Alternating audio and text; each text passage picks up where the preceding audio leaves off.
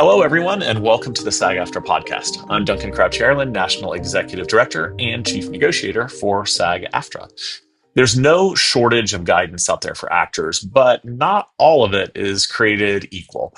With so many new demands being put on performers, it's easy to get overwhelmed or pulled in the wrong direction.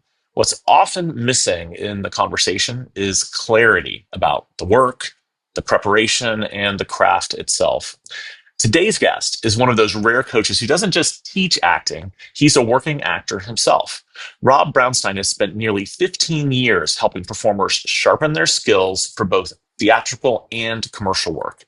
He founded an actor space in Los Angeles where he trains early career and working actors alike.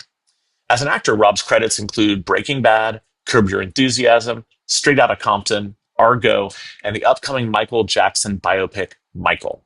He's also appeared in over 50 commercials. And he's also the national chair of SAG-AFTRA's Professional Representatives Committee, which oversees the union's engagement with agents and managers. Rob, thanks for being here and welcome to the SAG-AFTRA podcast.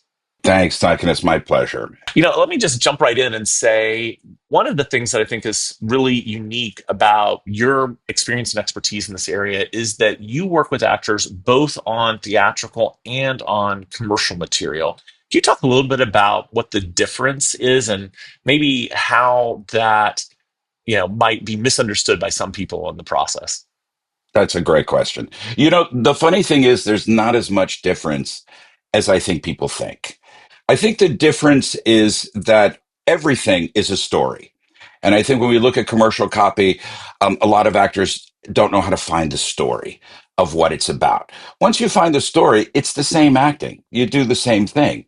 I think there's just a lot of misconceptions about, commercial acting is this or commercial acting is that. It's the same thing. It's just being a person in a place and responding and being present. Also, the thing about commercial acting is there's not really characters. There's you, and you have to be you and simple and present and there. And the story takes 23 seconds. So there's no backstory or any of that, but it's pretty much the same. I think that's where the real misconception is that, oh, I have to act differently or I have to perform differently. It's really just all about like conveying that authenticity. Correct.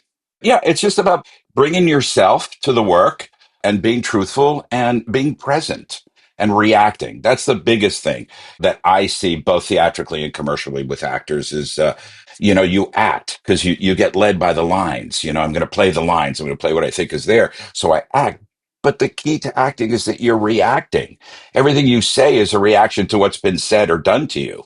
The actors we love, they're always reacting to what's there, which is why we follow them, through whatever stories. And so that's the biggest key, I think, in both sides. And on a side note, to me, I mean, what you said really resonates with me. And I think it's also one of the things that gives me hope, completely side note, in our engagement with artificial intelligence and how we continue to fight to preserve human creativity in that area, because what you just described is precisely why ultimately AI can't replace, in a real sense, the unique human experience and creativity that actors as well as writers and all other creative people bring. And Correct. so No, it can't have an in the moment emotional reaction to what's happening to it. That could go different ways each time. That's the other thing. absolutely. As you know, I'm not an actor, a lawyer by profession, but one of the things that I took in law school was a class on how to do jury trials. And, our professors who taught that class said, there's a lot that is similar between the skills of acting and the skills of being a good trial lawyer and presenting to a jury. And one of the things that they taught us was unlearning a bunch of stuff that we had maybe seen on TV or we'd seen in movies or that we just had assumed as sort of how you ought to do things. Is that true for coaching and teaching actors as well? Are there things you have to unlearn in order to really reach the pinnacle of your craft? For sure. Not for everybody, but there's so many misconceptions. So many actors come out of high school, colleges, universities, different programs that teach different things. they take workshops. I take a 4-week workshop with this one or a 2-week with that one. And you have all these different misconceptions about what you think it is. And the thing about acting that's so interesting is it's not complicated. It's fairly simple. It's hugely difficult to do well, but there's so much you have to sort of get rid of to get back to the simple, basic thing of it's just me responding, being in the moment, understanding the script and all of that, understanding the story I'm trying to tell, but just reacting to what's there. So yeah, there's a ton to unlearn. In fact, I think when actors come to me, that's sort of the first dance we do, unlearning or sifting through. But the other thing is that also I think a lot of actors have strengths that some of them they don't know they have. And that's the other thing. You kind of have to say, no, you're great at this. No, no, no, no, no, no. No, you're good. Don't worry about this. Because they may have heard on a podcast or something, wow, this is the Carson. No, you're great at this. Oh my Don't, God, not on a podcast. That would no, be who would listen to advice they got on a podcast? No, just kidding. I'm not saying a Uh, word. well, hey, like all advice you get, I think the source is the key, right? And of course, as we would say if this was a legal podcast, this is for education and information. This is not legal advice. And of course, getting that individual guidance is something you can't get on a podcast. But in this environment, I mean, what you bring up is really interesting to me, which is, I mean, I understand how you as a acting teacher will see someone, doing something and say that's good or that's not good. But self-evaluation can be so hard if you are, preparing yourself for an audition, let's say, for example.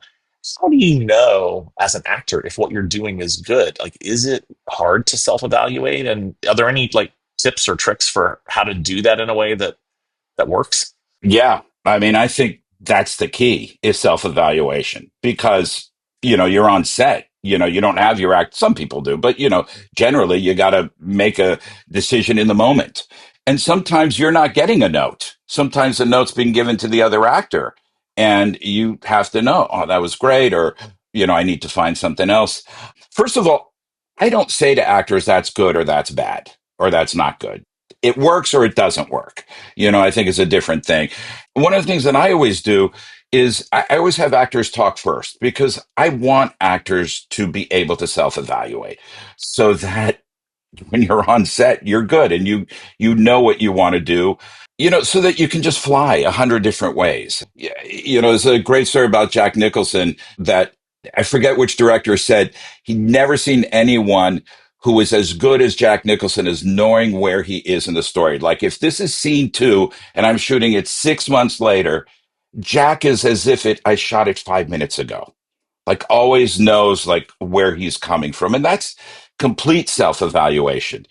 Or I remember a few years ago, Tom Hanks was doing the Henry fourth and fifth panoply here in LA, and someone got sick. So it was a huge break. And the audience was getting restless and people were getting up and it was just going on and on and on. And finally he comes out and he's like, "Where are you going?" Everybody turns, "Oh, excuse me, where art thou going?" And he proceeded for a half hour to improvise in Shakespearean terms, talking to Wow. us. And he started yelling at airplanes. Um, and I think it's just that ability comes from, I'm okay. I know it. I'm not worried about making a mistake. I just know what's going to work and what's not going to work and what's able to go. So I think self-evaluation, being able to not so much direct yourself, but being able to know this works, let's build on it. It also helps for a collaboration with a director and a writer. That makes so much sense. One of the hot topics that people talk to me about all the time because it ties into our contract negotiations. For example, in the last TV theatrical negotiations, we did a lot on this with respect to casting, but is self tapes Hmm. and how that's changed. In particular, the way that actors prepare for a self tape as opposed to the live in person auditions that were more prevalent prior to the pandemic. I mean, the reality is Right. some of those still happen, but a lot is done either by self tape or through an online virtual audition. What's been your experience about how that's changed preparation? Um, I prepare for a self-tape the same way. I prepare as if I'm going to go in an audition. I think people, actor, we can make it too difficult for ourselves. I think you got to prepare the same way. I mean, when I'm doing a self tape, if I'm doing it, I'm ready to go. So I'll run it once or twice with the other actor, just, to get a sense. And then I do two, three takes. So I've already figured out what I want to do, as opposed to spending hours figuring it out while we do it, which I think is something that some people do, and it just makes it harder. So I'm not against self tapes. And in fact, I know some people are against it, our business is always changing. And I think you just always have to figure out, well, if it's changing, how can I make it work for me? But I think the key that you want to do is find what works best. Because I mean, the good thing about a self tape is if you do it once, it doesn't work, you got another take. If you're doing it live, you do it once and you missed it, maybe you'll get another take from the casting director, maybe you won't.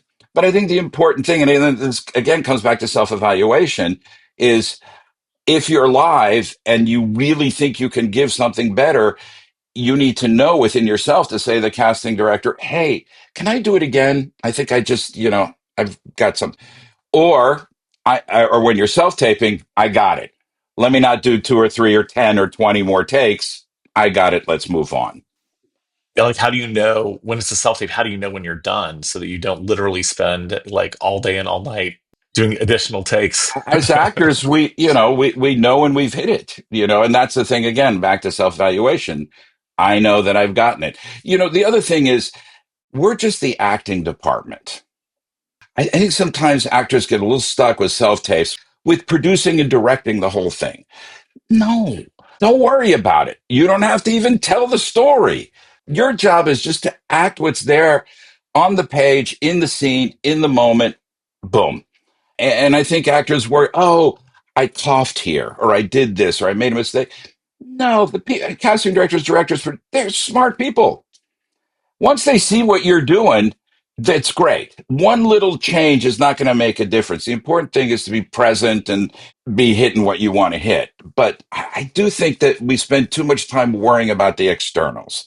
Have a nice setup, nice and clean. Try to figure it out so it takes you 5 minutes to set up, 5 minutes to take down, so you're not sweating bullets by the time you've got it all set up and you're still figuring out the lighting. And then have fun.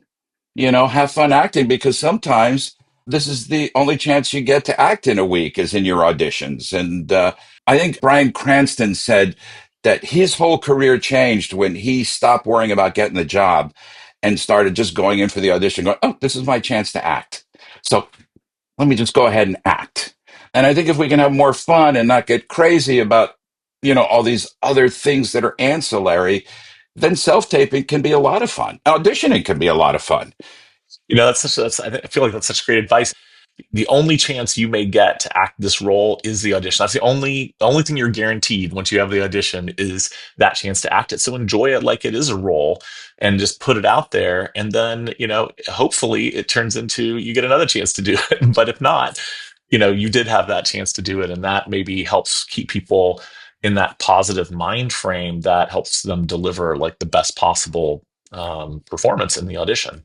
Correct. And to add to that, don't worry about trying to figure out what they want. Since it may be your only chance to do the role the way you would do it. I mean, I'm not saying ignore, what's there. I mean, yes, you want to Right. fulfill what's there, but this is how I would do it, because this is going to be your only chance to do it. And a director once said to me, "We often don't know exactly what we want, but we know what we don't want." An actor comes in, they go, "Boom, that's it." Oh my gosh, that they're telling the story. Boom, I got it. It's awakens me up, and that's what you can do if you're giving of yourself in that one chance you have to play this role. Hey, this is my shot. When we go see Hamlet, we see Ray Fiennes' Hamlet, or Laurence Olivier's Hamlet, or this one's Hamlet, or that one's Hamlet. Nobody goes, oh well, that's not right. It should be this way. But somehow, you know what I mean? We're not, well, it should be this way. No. Yeah, no, I totally know what you mean. And if you inhabit that character, if you make it your own enough, then you can do something different than even an iconic performance of the same role. Maybe that's actually the key, because if you try to hew too much to what someone else's iconic performance was, you'll never be able to That's exactly outpace right. that, right? You know. That's exactly right. And the thing that's different, I think, that we forget is just who we are. I mean, If I do a role and you do the exact same role, even if you make all the same choices, it's still going to be different because of who I am and my own personal way of doing it. I think we forget, actors sometimes forget that just being themselves is unique and special, and sometimes that incredible choice. That's a really good message for people to hear. Now, I know I asked you earlier, like about the differences between, commercial and, theatrical auditioning, and you said really it's the same. The acting part is the same. I do wonder when we're talking about self tapes, are there differences in the sort of technical aspects or performance aspects of doing self tapes? Yes, they are a little different because generally, theatrical auditions, you just sitting there working with another actor. Hopefully you're not trying to create an environment, or respond to too many physical things going on around. Sometimes there is. Commercial auditions have slightly more specific physical things because one of the things that happens in commercial auditions is they will tell you what they want, but they want all the actors to do pretty much the same thing, whereas theatrically they'll just give you the script and let you do your thing. So you do have to kind of really listen to the instructions and really read them and understand them and fulfill them your way. In terms of that, I know that's something that we dealt with at SAG-AFTRA sometimes, where actors felt that too much was being asked of them. And Right. I think the key is no, don't go out and get into a car. Just be in the car in We your, actually put some rules in place regarding that in the last yeah, but commercial I mean, negotiation. but you don't even have to think about it. Just you're in the car now. Allow yourself to use being in the moment to fulfill those things because they know you can't do all of these physical things. But I think sometimes we want so much to deliver what they're asking of us that we forget that we can just do it pretty simply. Yeah, I remember when we were talking to members about some of the more extreme self-tape requests that have been made to people. And I think we've curtailed those really very much between the TV theatrical and the commercials contract rules we have now. But I mean, there were people being asked to like shoot a self-tape while driving, for example, which clearly is not something that should ever be done. Do you give your students any guidance about sort of what casting is looking for or thinking about when they watch self tapes? Because I know one of the things people get very concerned about is, is casting just going to watch 5 seconds of my audition, and or maybe they aren't going to watch it at all. But assuming they do watch it, is that something that should be in people's mind when they're shooting their self tape? Is sort of like imagining what the casting person is looking for, or what they're gonna how they're gonna react to it, or is that just down that path lies madness? Down that path lies madness. You cannot know. The other thing is we are emotional beings and we're putting out a performance for which we hope to get a reaction of a booking. And self tapes, I think, remove the reaction that we used to get in the room of at least a casting person saying, thank you. But, that thank you could mean a million different things. That thank you could mean, oh, that was really good. Or that thank you could mean, oh, that was really nice, but not right, you know? But you do get that response. I think that the thing that I always say to just imagine that they're watching the whole thing. Just do your thing. You can't control what they're doing on the other end. I'm expecting that they are professionals, and if they are good professionals, they're doing their job and they're going to find the right person. And I think you just have to, believe that. Over the years, sometimes actors say to me, I asked, how'd that audition go? I said, well, she said that was really nice, but, maybe she was just saying that. And I'm like, well, why would she say that? She didn't have to say that. She didn't even have to say thank you, technically. So if she's telling you it's really nice, it's probably really, really nice. But the other side of the coin is they do watch and we do get callbacks and we do get stuff. If you've gone a long time without getting a reaction, I would suggest going to an acting coach and having them look at your auditions and see maybe there's something you're not doing, something you could be doing better. Because we do get callbacks, we do get bookings. And sometimes I've had, they'll send back the next morning or 2 days later, hey, can you redo the self tape with this note? Can you redo it with that note? So along those lines, then when an actor you're working with gets an audition, like where do they start? Like they get the audition, how do they start their preparation for that audition, if under your guidance? Read the script, read it, read it, read it. Don't start acting right away. Just read it, read it, read it, read it, read it till you see it. You kind of visualize it, like when we're reading a book. Once you do that, I say do your homework. And for me, I try to keep the homework simple. You got an audition, it's due the next day. Don't put in hours of homework. I have sort of figured out this little checklist. It's 7 questions. It's just sort of what I think are the basic things you need in a scene. What's the scene about? What's the relationship? What's the moment before? How am I like the character? How am I not like, things like that. Once you got that, great. Now start learning the lines. So you have some already, you're in a moment. You're not learning the lines. One of the things I like to say is don't be led by the lines. Find the moments out of which the lines come. So when I learn lines, I learn them by covering my lines. So I've read this thing, several times. I've figured out what's going on. Now I cover my lines. I look at their lines and what's my reaction? If it's along the lines of what's in the script, great. I'm right there. Sometimes I actually have to, if it's a long speech, I have to memorize it, but I learn it as a reaction to what's going on. So I'm learning the scene as we go, not learning the lines and how to say that. I found that being present and doing it that way is sometimes the best way. It actually is a short way to mimic rehearsal for a play where you're doing it again and again and again. But, as actors in a play, we start with script in hand. We do it once or twice, and then we come back and we do it again. By the third time, we know the script, we know the lines because we're reacting to the moment so that you can stay present. That's the biggest thing, is to stay present and react in an audition. I mean, I used to teach years ago a class where an acting coach and a casting director. And one of the things the casting directors all said was, I'm always looking at the actor's eyes to see how they're reacting.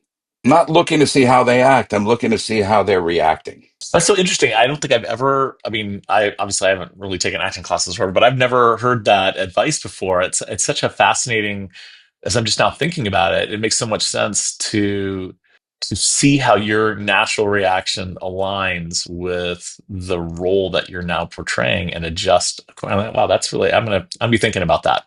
Well, let me ask you as a lawyer real quick. I know we don't have a lot of time, but if you're negotiating with someone, are you listening to what they say, or are you looking in their eyes and seeing what their reactions are, how they're I'm reacting? trying to do both, of course, But but yeah, I what's the think both key pieces are tell? equally important. Well, yeah, no, for sure, their body language, Right. their nonverbal communication is crucial. I mean, that's one of the reasons why Zoom isn't as good as in person for Correct. negotiations. How many times has someone said, no, there's no way we're going to do that? And you see in their eyes, oh, yeah, they're going to do it. No, that's an excellent, and it just links right up with acting and preparing for an audition. Huh.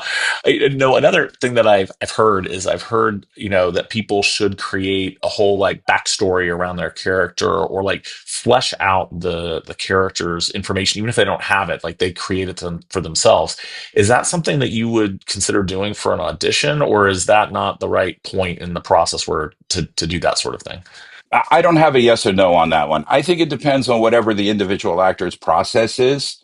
Every actor is different. You do what you need to get to the point where you can be there. And if you need more of a backstory, and the other thing is, some parts you don't need a backstory. I mean, you don't need to do all that work, and some parts you may, So I think the thing is common sense. What do you need? I think that's the biggest thing. Now, I mean, I don't want to call anybody out, of course, but without naming names, can you like single out maybe what you think is the worst advice that you hear floating around that it bothers you that people listen to or take, that's out there? There's got to be some bad advice out there. Is there anything that jumps out at you that you've heard repeatedly from your students that you just want to debunk right now?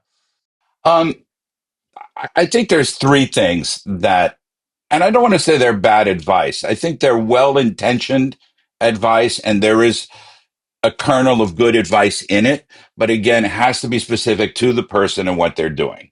One thing is the lines, the lines, the lines, the words, the words, the words.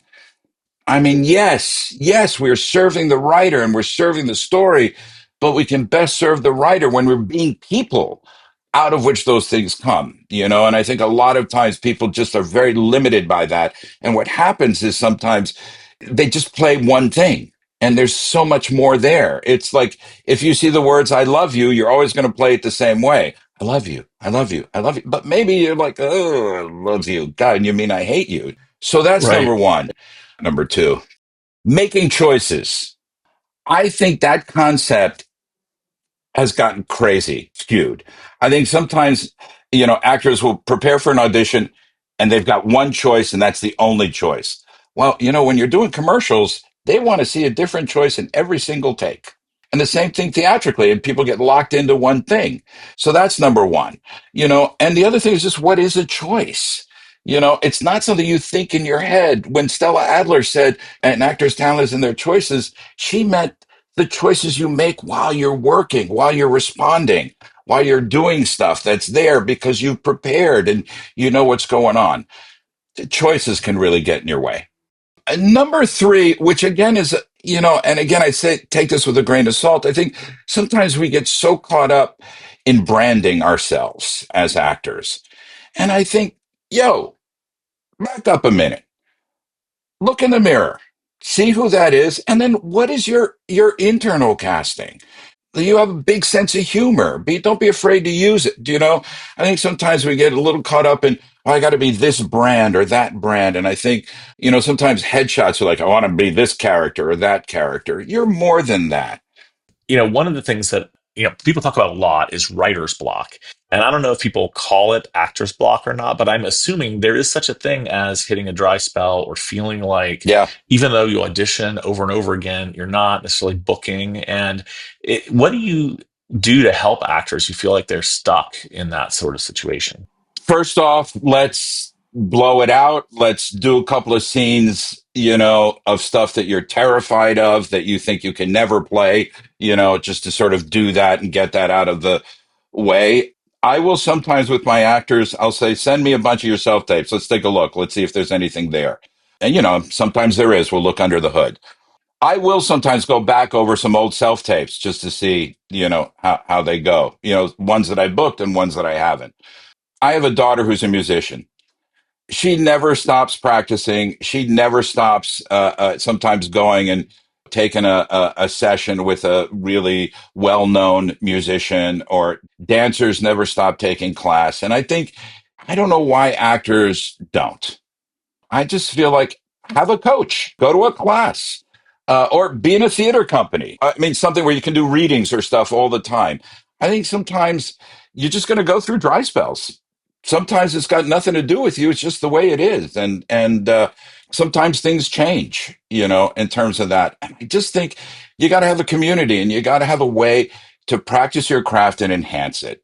Absolutely. And for those of our members who maybe for whatever reason aren't in a position to, afford that at the moment, or that's a challenge for them, I do want to just put in a plug for the programs offered by the SAG-AFTRA Foundation, which gives people a lot of access to career, and craft building things. And then also the conservatories that we have in a number of locals around the country that also provide these opportunities in a way that's very accessible for folks who might, not be in a place where they can at the moment have their own coach, or something. Absolutely. And I want to underline that because I've actually done some of those. For a long time, I taught some classes for the conservatory. They're great people giving of their time. Yes, it doesn't matter where you get your help or your third eye, but we need it. Yeah, absolutely. So, we've sort of touched on this a couple of times during this podcast, and as we sort of come to a close, when performers are out there and they're hearing so many voices, there are podcasts, there are social media, there's just chit chat amongst professional colleagues. Do you give any advice to them on sort of how to cut through the noise and really focus in on what it is that's going to be beneficial to them? Like, how do you do that? It's hard. I used to have a teacher who used to call it a one teacher concept. Just have one teacher. That's it. That's the only voice you're going to listen to.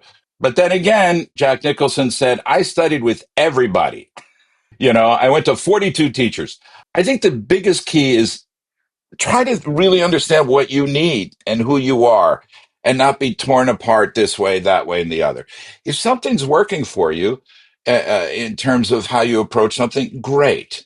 There's so much stuff I can't listen to. Do you know what I mean? And I know I've been doing this for a while, but even when I was a young actor, I was like, okay, I get that, but I can't do it. Because I think sometimes we can diffuse ourselves too much and not know where we stand. And again, as artists, we have to come from a center of being who we are.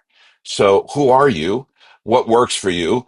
If you find somebody you trust and somebody that really speaks to you and you're getting results, then stick with that and take advice. You can discuss advice, and with your community.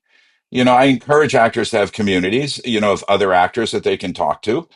Yeah, because all of that advice, it's not bad. It's just sometimes it doesn't pertain to you.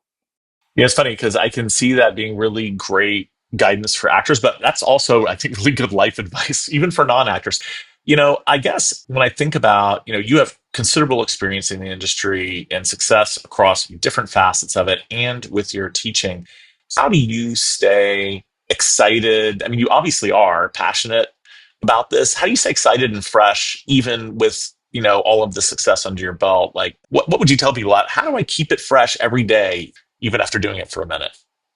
I had a student once call me an acting nerd, and I think that there's truth to that. But, I get bummed out like everybody else. The thing about actors, too, is, we kind of have a problem, we're kind of addicted to acting. And when we're not doing it, we don't feel good.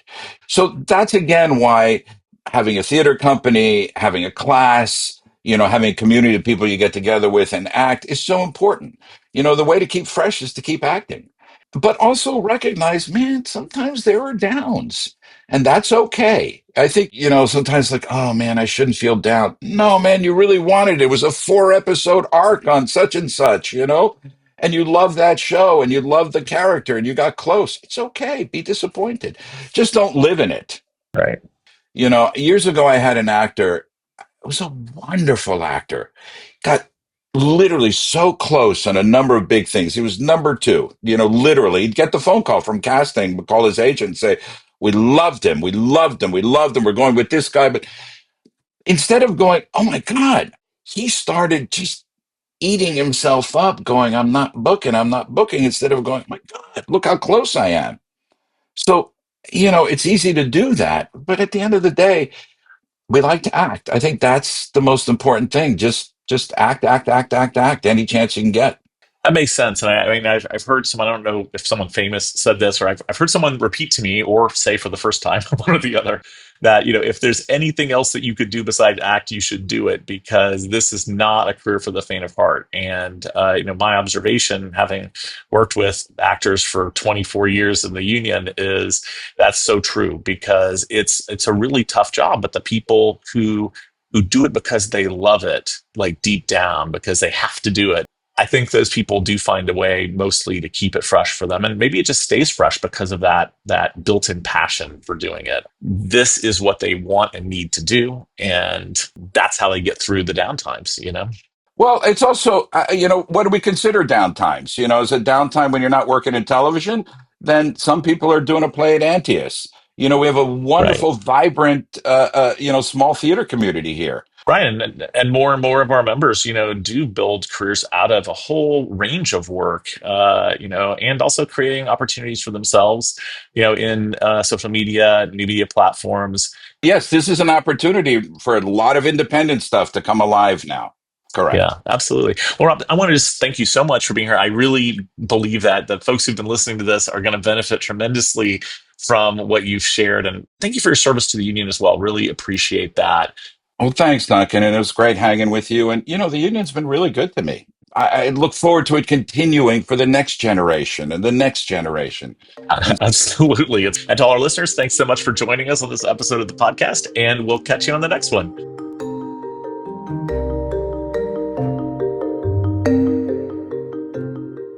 The SAG-AFTRA podcast is produced and edited by Aaron Goddard and John Small. Supervising producers are Pamela Greenwald, Shira Reich, and Michael McNulty, with production and marketing support from Damon Romine, Jilly Cocante, Delaney Howard, Margot Giordano, Joe Mulgado, May Wong. The podcast is hosted by yours truly, Duncan Crabtree Ireland.